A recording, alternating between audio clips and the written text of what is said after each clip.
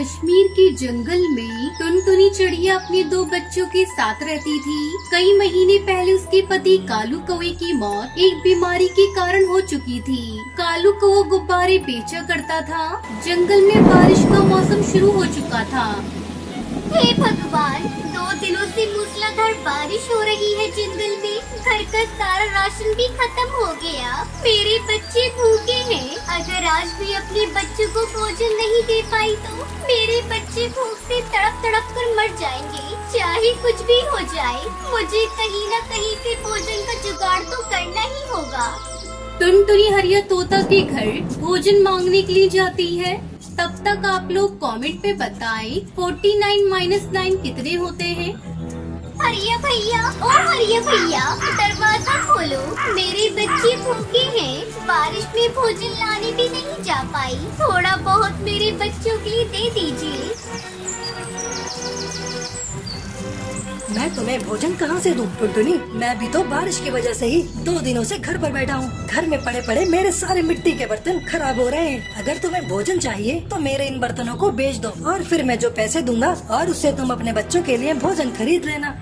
लेकिन हरिया भैया, चारों तरफ पानी भरा हुआ है। मैं बर्तनों को बेचने कैसे जाऊंगी? तुम अपने घर जाओ। अगर तुम मिट्टी के बर्तन बेचने नहीं जाओगी तो वैसे भी तुम्हारे बच्चे भूख से तड़प तड़प कर मर जाएंगे। मेरी मानो तो बारिश की चिंता मत करो, अपने बच्चों की चिंता करो और इन मिट्टी के बर्तनों को बेचने चली जाओ। बारिश का मौसम है, मिट्टी के बर्तन हाथों हाथ बिक जाएंगे। ठीक है हरिया भैया, आप कहते हैं तो मैं बर्तन बेचने चली जाती हूँ। टुनटुनी मिट्टी के बर्तन लेकर बारिश में बेचने के लिए निकल जाती है। मिट्टी के बर्तन ले लो, मिट्टी के बर्तन, सस्ते अच्छे बर्तन ले लो, मिट्टी के बर्तन ले लो। टुनटुनी की आवाज सुनकर सुंदरी कौवी अपनी खिड़की से टुनटुनी को आवाज लगाती है। अरे वाह, इस बारिश में तो मिट्टी के बर्तनों में खाना खाने में मजा आ जाएगा। अरे बर्तन वाली, इधर तो लेकर आ, ये बर्तन पक्के तो है ना? हाँ हाँ बहन जी, ये मिट्टी के बर्तन बहुत ही मजबूत हैं। देख लो खुद ही, बारिश में भी कैसे टिके हैं। आप एक बार खरीद कर तो देखिए। इस बारिश में मिट्टी के बर्तनों में खाना खाने से सेहत बनी रहती है। शाम तक टुनटुनी चिड़िया सारे बर्तन बेच देती है और सारे पैसे ले जाकर हरिया तोता को दे देती है। अरे वाह, तूने तो बहुत ही जल्दी सारे बर्तन बेच दिए। ये लो पैसे और ये 2 मिट्टी के बर्तन भी रख लो। तुम अपने बच्चों को इसमें खाना खिला देना। टुनटुनी पैसे और बर्तन लेकर वहाँ से चली जाती है और रास्ते में से अपने बच्चों के थोड़े भुट्टे के दाने ले लेती है। जब वो घर पहुँचती है तो उसका घर तो वहाँ था ही नहीं। तेज बारिश में उसका घर टूटकर बह चुका था। दोनों बच्चे पास के पेड़ पर बैठकर रो रहे थे। मम्मा, अपना घर बारिश में टूटकर बह गया। बच्चों, तुम लोग सुरक्षित तो हो ना? तुम्हें कहीं चोट तो नहीं लगी? नहीं मम्मा, हमें कहीं चोट नहीं लगी, लेकिन हमारा घर टूट गया। अब हम कहाँ रहेंगे मम्मा? अभी तुम लोग घर की चिंता मत करो। ये लो कुछ भुट्टे के दाने हैं, इसे खाकर अपनी भूख मिटाओ। तभी वहाँ से एक परी गुजर रही होती है। वो उस बेसहारा माँ को देखकर रुक जाती है।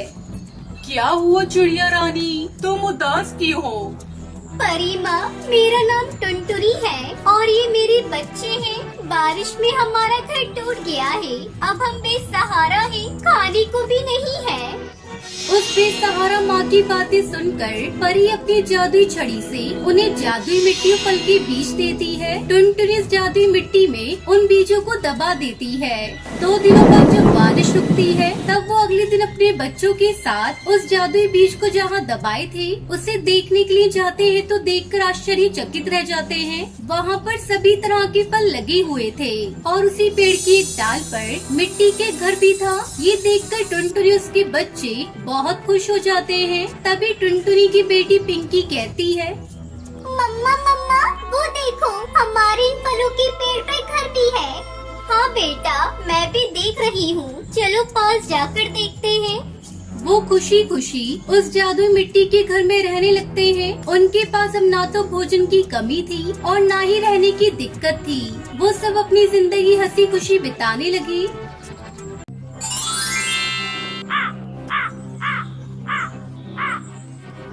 किसी जंगल में टुनटुनी चिड़िया अपने मम्मी पापा के साथ रहा करती थी।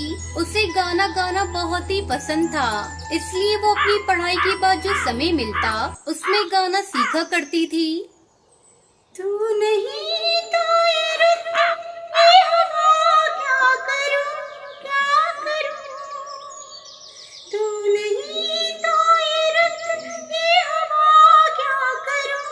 दूर तुझसे मेरे के बता, क्या करूं, क्या करूं। सुना सुना है जहां, अब जाऊं मैं कहां। बस इतना मुझे बतला जा। भीगा भीगा है समा, ऐसे में है तू कहाँ। मेरा दिल पुकारे।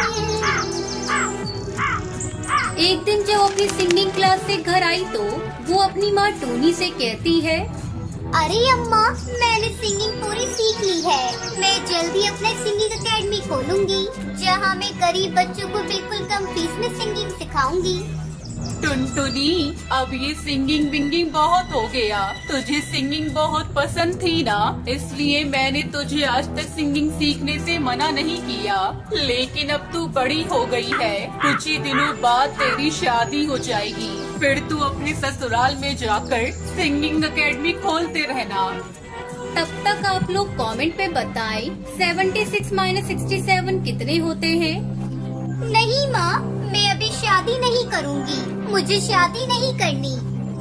खबरदार, जो तूने इस विषय पे एक बात और बोली तो मैंने तेरी शादी के लिए तेरी मासी से कहा है, कोई अच्छा रिश्ता मिलते ही मैं तुम्हारी शादी कर दूंगी। टुनटुनी चुपचाप अपनी माँ की बातों को सुनती रही और कुछ न बोली। जल्दी उसका रिश्ता कालू कौवे से हो जाता है। कालू की शहर में बहुत अच्छी नौकरी थी। एक दिन टुनटुनी अपनी सास के साथ बैठी थी, तभी उसकी सास कहती है, अरे बहू, मैंने सुना है तू शादी के पहले सिंगिंग भी सीखा करती थी।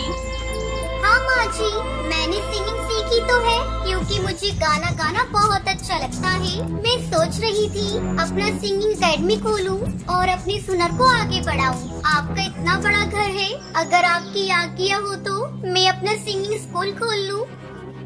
अरे नहीं नहीं बहू, ये तुम क्या कह रही हो, दोबारा ऐसी बात करना भी मत। तुम्हें बहू बना कर लाए इस घर में, गायिका बनाने के लिए नहीं। मेरा बेटा बहुत अच्छा कमाता है, तुम्हें क्या जरूरत है सिंगिंग स्कूल खोलने की। अब उठो और जाकर मेरे लिए जल्दी से कच्ची चाय बना कर लाओ। तुम्हारी बातें सुनकर मेरे सर में दर्द होने लगा।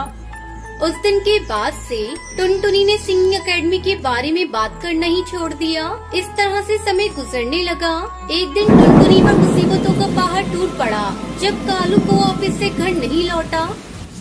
माँ जी, बहुत देर हो गई, अभी तक ये ऑफिस से घर नहीं आए।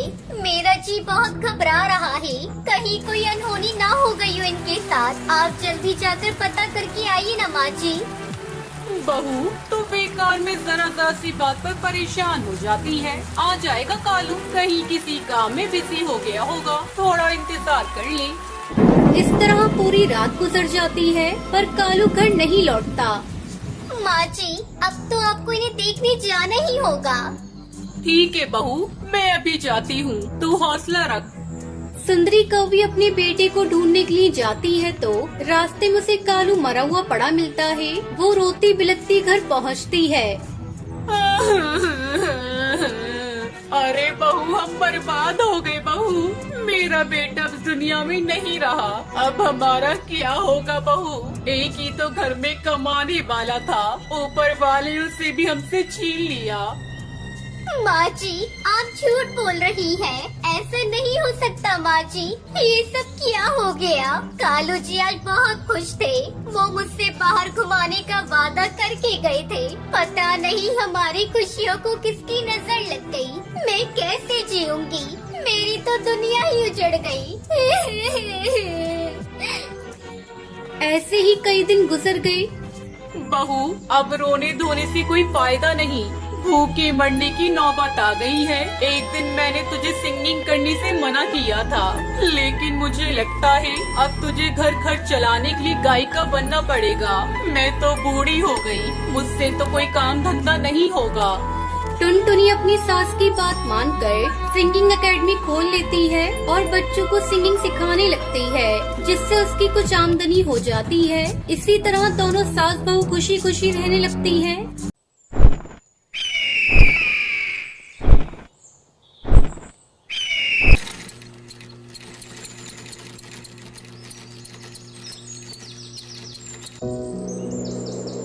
हिमाचल के जंगल में कालू कौवा अपनी पत्नी टूनी चिड़िया के साथ रहता था। उसकी बेटी का नाम टुनटुनी था। कालू कौवा एक दर्जी था। जंगल के सभी पक्षी अपने कपड़े कालू से ही सिलवाया करते थे। एक दिन टुनटुनी अपनी सहेली रानी चिड़िया और हरी तोती के साथ खेल रही थी।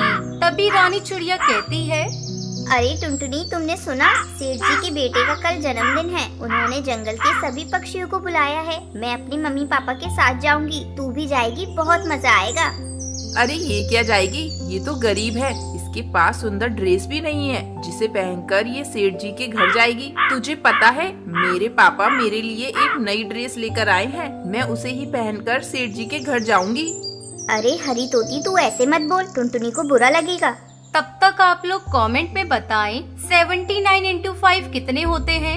बुरा लगता है तो लगे, मैंने कुछ गलत नहीं कहा। ये गरीब है, इसके पास ढंग के कपड़े भी नहीं है। अच्छा, अब मैं चलती हूँ। मेरे माँ बाप गरीब है तो इसमें मेरी क्या गलती है? आज से पहले तोती बहन ने कभी मुझसे इस तरह बात नहीं की। पता नहीं आज उसे क्या हो गया। मेरे मम्मी पापा गरीब है तो क्या हुआ, वो मुझसे बहुत प्यार करते हैं। जाने दे टुनटुनी, हरी तोती तो पागल है, उसके मुंह में जो आता है वो बोल देती है। अब तू अपने घर जा, मैं भी अपने घर जाती हूँ, बहुत देर हो गई है खेलते खेलते। टुनटुनी अपने घर जाती है और अपनी माँ टूनी से कहती है, मम्मी, कल सेठ जी की बेटी का जन्मदिन है, हम लोग उपहार में क्या लेकर जाएंगे? क्या बताऊँ बेटा, हमारे पास तो इतने पैसे भी नहीं है कि मैं एक अच्छा सा उपहार खरीद सकूँ। कोई बात नहीं माँ, ये रेशमी कपड़े यहाँ पड़े हुए हैं। मैं सेठ जी की बेटी के लिए इनसे एक सुंदर सा ड्रेस सिल देती हूँ। हाँ टुनटुनी बेटा, ये ठीक रहेगा। तुम अभी से ही ड्रेस सिलना शुरू कर दो, रात भर में ड्रेस सिलकर तैयार हो जाएगा।